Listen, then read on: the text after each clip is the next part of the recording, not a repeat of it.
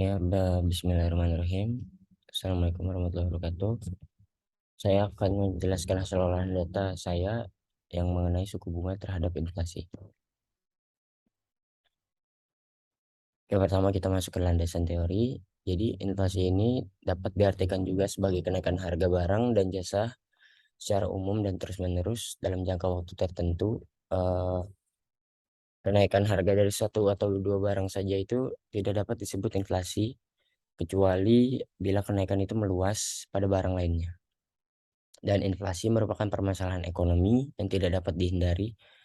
Jadi naiknya harga barang dan jasa menyebabkan turunnya nilai mata uang. Selain itu juga ketika jumlah uang beredar jasa juga akan berpengaruh pada tingkat inflasi.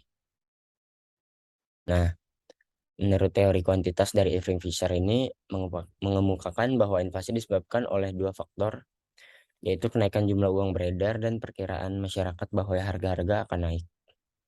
Jadi, semakin besar jumlah uang yang beredar dalam masyarakat, maka inflasi juga akan meningkat. Tingkat suku bunga sangat berpengaruh dalam pengendalian jumlah uang beredar yang ada di masyarakat. Jadi, jika tingkat suku bunga meningkat, maka masyarakat akan cenderung menyimpan uang ke bank sehingga uang yang beredar di masyarakat akan berkurang. Nah, inflasi dan suku bunga memiliki korelasi terbalik, di mana ketika inflasi meningkat, suku bunga akan turun. Demikian juga sebaliknya. Ketika suku bunga turun atau rendah, permintaan terhadap pinjaman akan lebih banyak, di mana masyarakat akan memilih untuk meminjam lebih banyak uang daripada menabung. Itu artinya semakin banyak uang yang akan dibelanjakan sehingga ekonomi tumbuh dan tingkat inflasi mengalami kenaikan. Sebaliknya juga seperti itu ketika suku bunga naik, permintaan terhadap pinjaman menurun karena masyarakat lebih memilih untuk menabung, sebab tingkat pengembalian dari tabungan lebih tinggi. Hal ini secara lebih lanjut akan berimbas pada lebih sedikitnya jumlah uang yang dibelanjakan, sehingga berakibat pada melambatnya perekonomian dan inflasi akan menurun. Selanjutnya, kita akan masuk ke hasil olahan data. Di sini ada 3 uji, yaitu uji signifikansi simultan, yang kedua uji signifikansi parsial, dan yang ketiga itu uji koefisien determinansi. Kita masuk ke uji signifikansi simultan dulu atau uji F. Jadi berdasarkan hasil perhitungannya yang telah dilakukan, nilai F dihitung diperoleh sebesar 28,68627.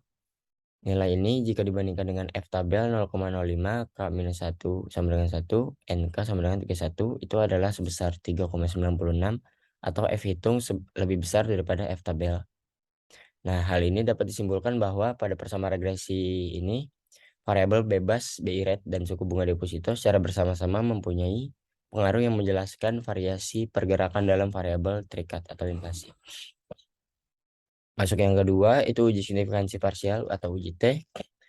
Nah, di sini ada dua, yaitu variabel suku bunga BI rate atau variabel suku bunga deposito. Kita masuk variabel suku bunga BI rate itu berdasarkan hasil estimasinya, maka diperoleh nilai T statistik untuk variabel BI rate sebesar 4,091321. Bisa dilihat di tabel. Jika dibandingkan dengan nilai T tabel, maka dapat dilihat bahwa nilai T hitung variabel BI rate lebih besar daripada nilai T tabelnya dengan ketentuan DF A N minus K 0,0531 sama dengan 2,2855.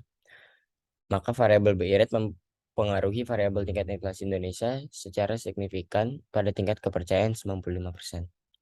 Nah, selanjutnya variabel suku bunga deposito bisa lihat di hasil olahannya itu akan didapatkan nilai T hitung untuk variabel suku bunga deposito sebesar minus 0,534369, di mana jika dibandingkan dengan nilai T tabel, nilai T hitung lebih kecil dari T tabelnya dengan ketentuan DF A N minus K 0,0578 sama dengan 2,2855. Maka variabel suku bunga deposito tidak mempengaruhi variabel tingkat inflasi Indonesia secara signifikan pada tingkat kepercayaan 95%. Nah ya, yang terakhir kita masuk ke uji koefisien determinasi. Nah, dari hasil regresi yang telah dilakukan, itu hasil nilai R kuadrat adalah sebesar 0,6720026. Nah, berdasarkan nilai tersebut dapat disimpulkan bahwa variabel-variabel bebas dalam persama model ini, yaitu BI rate dan suku bunga deposito, secara bersama-sama dapat menjelaskan variasi dalam tingkat inflasi Indonesia sebesar 67%, Sedangkan sisanya yaitu sebesar 33% dijelaskan oleh faktor-faktor lain di luar model ini. Kita masuk ke pembahasannya. Dari pengolahan data yang telah saya lakukan, ini menggunakan metode analisis regresi linear berganda pada IV9. Nah, didapat model, bisa dilihat di situ. Hasil dari koefisien regresi variabel BI rate sebesar minus 2,037463, di mana menunjukkan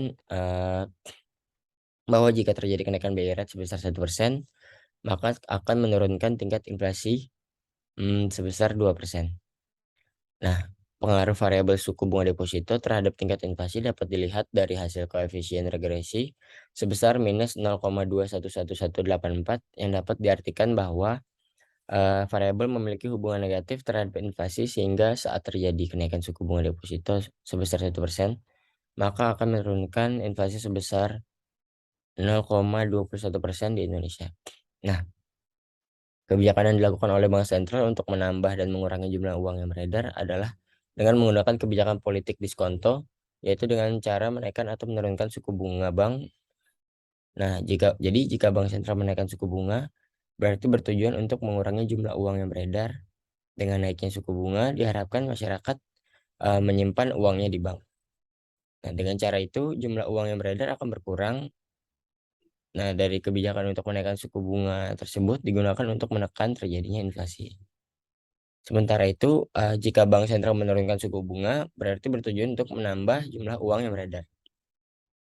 Dengan rendahnya suku bunga bank, diharapkan masyarakat tidak akan senang menyimpan uangnya di bank. Dengan begitu, jumlah uang yang beredar di masyarakat akan bertambah. Penurunan suku bunga dilakukan oleh bank sentral jika perekonomian mengalami resesi, dan juga atau jika perekonomian mengalami deflasi. Nah, ini adalah data di Excel yang saya pakai dari data BI rate, suku bunga deposito, dan inflasi. Nah, itu dari tahun 1990 sampai 2020. Oke, sekian dari saya. Kurang lebihnya mohon maaf. Terima kasih. Wassalamualaikum warahmatullahi wabarakatuh.